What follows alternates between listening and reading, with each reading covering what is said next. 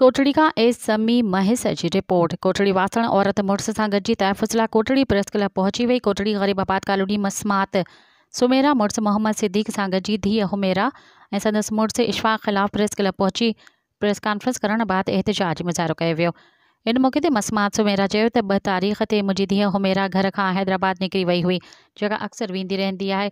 कमकार सां सॼो ॾींहुं गुज़रण बावजूद नंबर बंदि, असांखे परेशानी थी, नंबर बि बंदि पे आयो, जंहिं बाद हद जे थाणे ते रिपोर्ट दाख़िल कराई। ॿिए ॾींहं ते मुंहिंजी धीअ कोर्ट ते निकाह करे मीडिया अॻियां पंहिंजो बयानु रिकॉर्ड करायो, जंहिंमें मुंहिंजी धीअ ऐं उन जे मुड़ुस असां ते हिरासां ऐं धमकी ॾियण जी अजायो इल्ज़ाम लॻायो आहे। असां अहिड़ो को बि अमल नाहे कयो। हुमेरा मुंहिंजी न्याणी आहे ऐं मुंहिंजी न्याणी रहंदे असांखे उन जे अमल सां कावड़ हुई। असांखे चवे हा त असां उन जी रज़ामंदी सां शादी कराए छॾियो हा।